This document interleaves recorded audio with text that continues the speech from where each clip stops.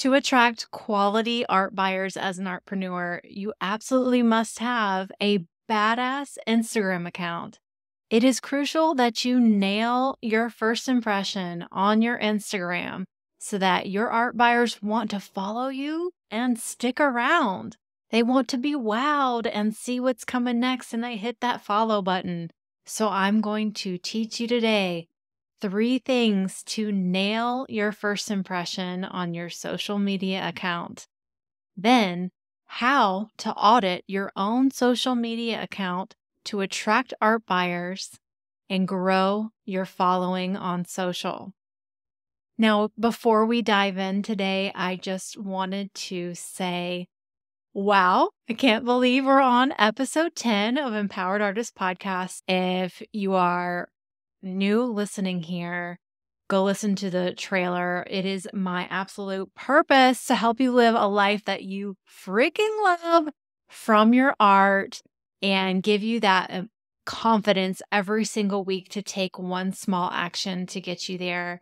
And I have chronic migraine, and my other mission is to help those who are struggling with invisible battles to show up and live your dreams no matter what you're facing. And the reason I'm bringing this up right now is so many of you are sharing your stories with me, whether you've been commenting on my Instagram or you've been leaving reviews, which really helps the show. Thank you so much. On YouTube, I got a comment from a stroke survivor about how she's taking action in her art business and feeling empowered. And first of all, I was like, wow, that's incredible. You're a stroke survivor and you found art. My mom actually had a stroke when she was 48. And so it's been 20 years since that happened. I can't believe it. It is truly what gets me out of bed when I have daily migraines, you guys. It's what gets me out of bed knowing that I am helping you at least take one step towards living a life of more freedom, not living by someone else's rules, and doing what you love every day, creating your passion and financial freedom from it. So keep sharing your stories with me. They keep me moving and they make me want to create more great content for you. So that brings me to a really cool announcement. So we have a voicemail for the podcast now. I want to hear from you.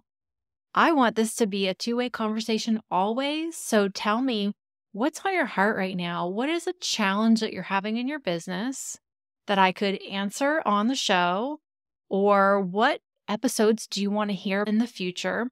Or if you heard an episode and you just want to make a comment about it, leave me a voicemail. So go to jennawebart.com/podcast. If you're on the site, just click the podcast button. You can actually leave me a voicemail.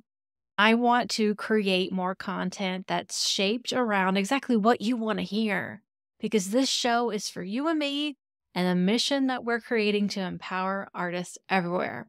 Let's dive into today's show. The 3 keys to your killer first impression on Instagram are your profile photo, your bio, and the first 9 pieces of content. So let's talk about each of those. First, your profile photo. It has to be your face. Seeing your face and what you do is really important when building connection with your ideal client. Your profile photo has got to have your art in it. We have to know in a split second that you are an artist, and we've got to see your smiling face. So we're looking for a headshot with your artwork in the background or you holding your art, but it needs to be a nice tight shot where we can see all of that. And no substitutions, not your logo, not an avatar, nothing else. Only your smiling face in your art. People are not going to emotionally connect with your logo, and no one's going to remember a logo. I know you think it's really important and cool. Your art buyer is not going to remember it. I'm sorry.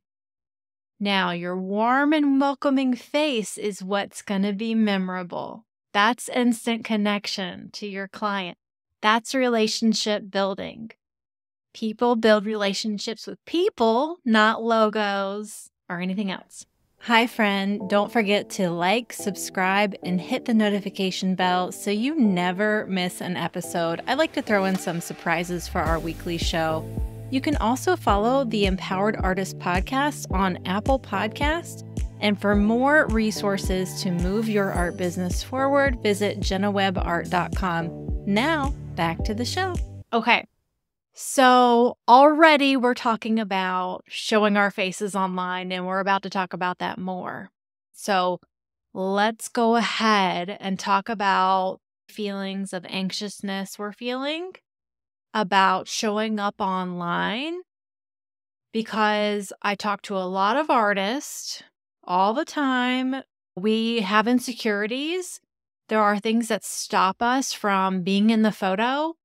Perfectionism, introversion, I'm not a people person, or I just want privacy, all these things. But to be an artist and to be discovered by an art buyer online, you have to be seen. And so how do we do that when we do have insecurities and we do have imperfection and these things holding us back? So let's talk about how you can, because I feel all these things too. So how can I show up despite all that? First thing that you can remember is your ideal client is imperfect too, just like you are.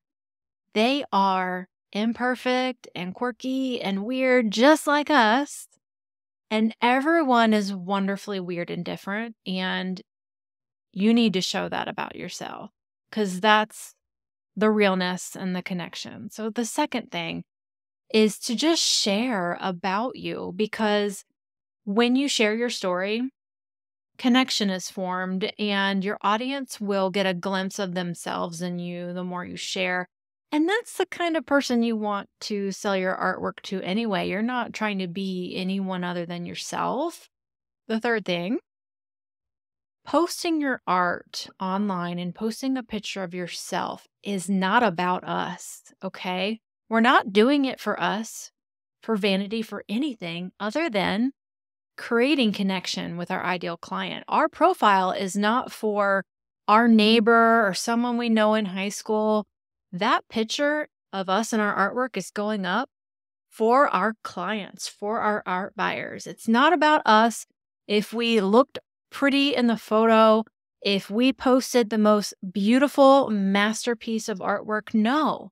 We can post works in progress. We can show the whole process going down. We can post pictures of ourselves without the makeup or whatever it is, in the clothes we wear in the studio. Showing up imperfectly is better than not showing up at all. So right now, give yourself permission to show up imperfect and be confident anyway. If you are on my Instagram account, you will see pictures of me done up with makeup on and all that. And that's because there are so many days with my chronic illness that I'm wearing sweatpants and even washing my face hurts. But there are days that I am putting on the outfit and the makeup, even though I don't want to, but I'm doing it to step into how I want to feel and the version of myself I want to be. So that's a tangent, but there's also plenty of videos, face to camera, where I'm talking to you, because you don't care what I look like. I am just talking to you without, I had COVID and I was talking to you guys with COVID online. So it's not about what you look like. It's not about your age. And I get that question a lot with the students I work with. It's not about anything except for the relationship you're building with your customer. So I'm going to jump off that soapbox for just a minute so we can get to the rest of the content today. Number 2, your first 9 pieces of content and what they should be. Your first 9 photos or videos create your first impression. That's the first thing a stranger is going to see when a new user arrives on your profile.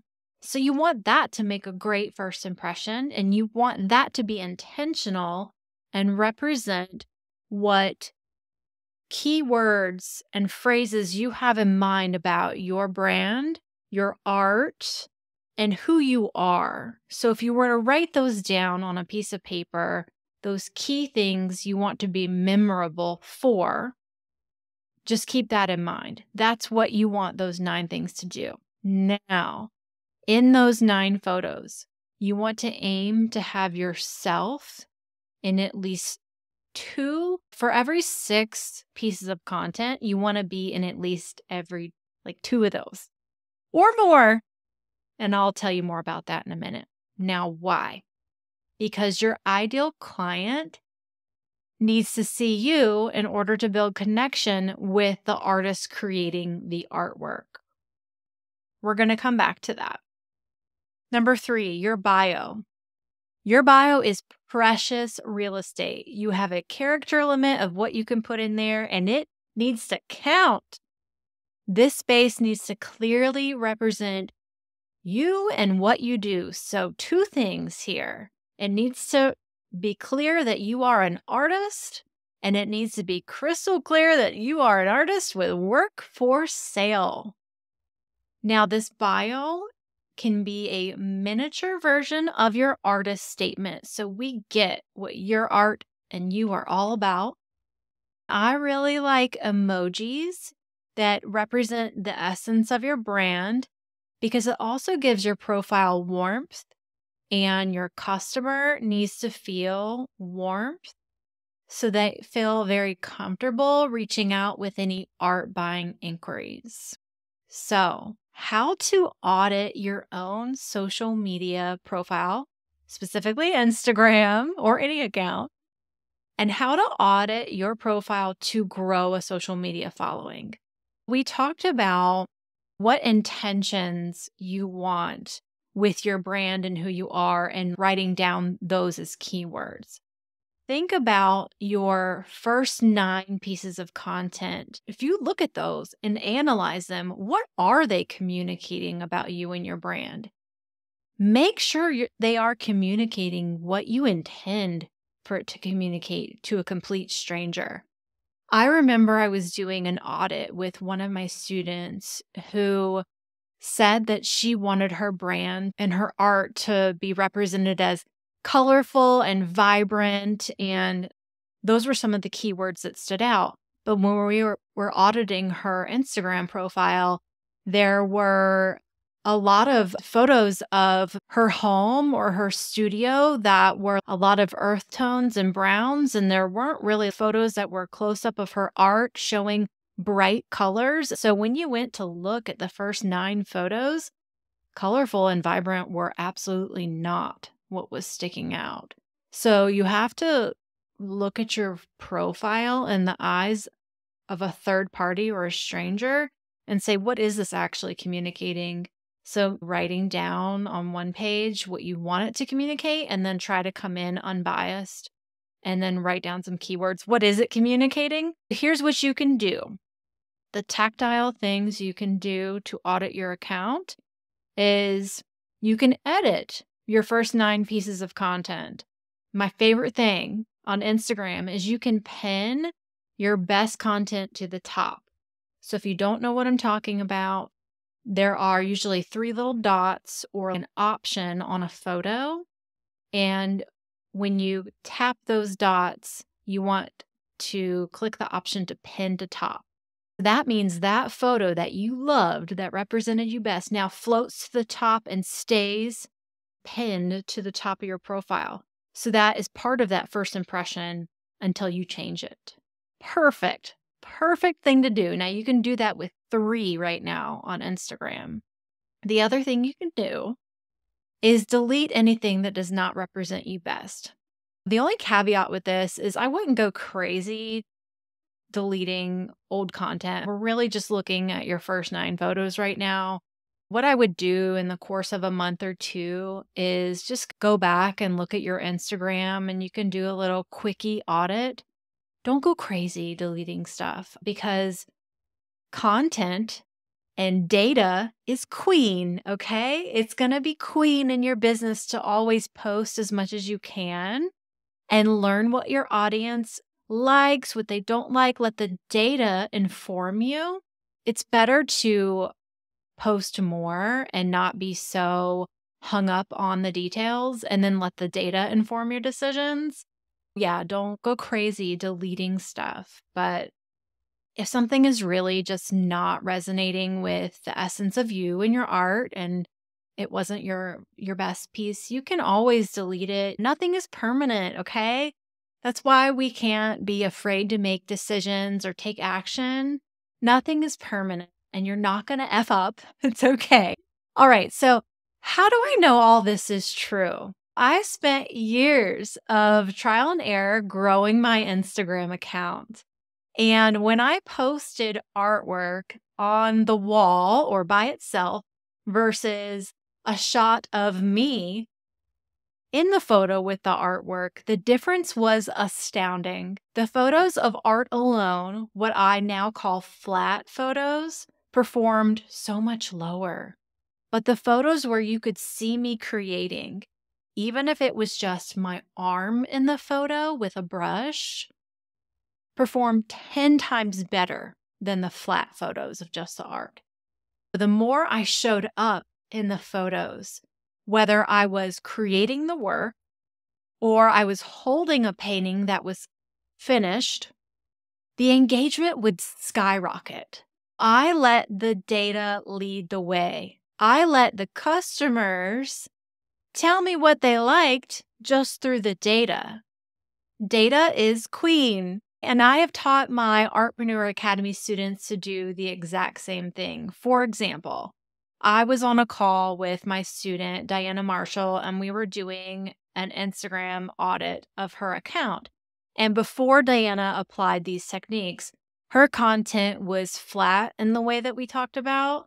We had zero connection to the artist. It was a lot of close-up pictures of her artwork, a lot of resin work, showing close-ups of resin-coated cheese boards and a lot of the same thing over and over.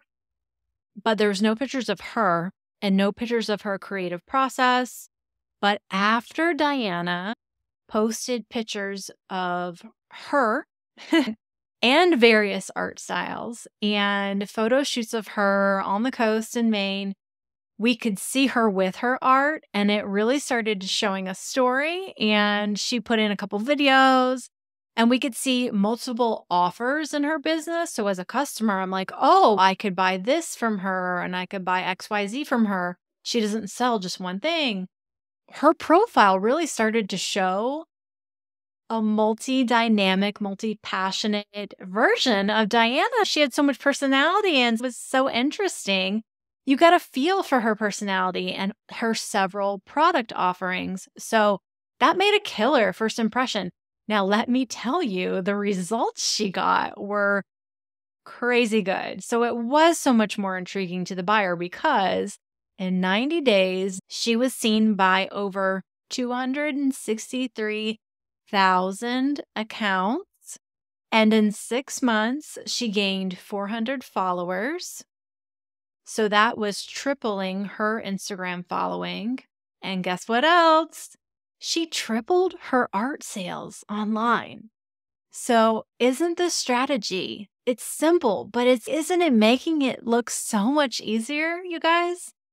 So you're probably a very visual learner like I am. And I want to show you exactly what I'm talking about, not only with Diana's profile, but with other art students and give you more examples of these awesome strategies applied on Instagram so you can see how you can do it too. I will show you that in my free masterclass called Secrets of a Six-Figure Artpreneur. I will teach you the strategies you learned today with all the visuals, and I'll even give you a slide deck to download at the end of class. In the free masterclass, you're also going to learn the proven blueprint that I use to grow my business, and it's ready to adopt to your unique business. It's time you get paid your worth, and why Instagram and a website is not enough to make consistent, predictable art sales. So how you can craft a rock solid plan that can bring your business to 6 figures and beyond. I really want you to be able to skip the unnecessary struggle. It sucks. And you deserve much better than that. Your time is precious. plus the 21 Instagram posts that you can copy and paste to convert art sales. So, if you are serious about making a full time living as an artist online and leaving behind a reality that you don't love, then save your seat in my free masterclass. Seating is limited. Click the show notes now to check availability for the class and snag your seat right away. And I'll see you inside.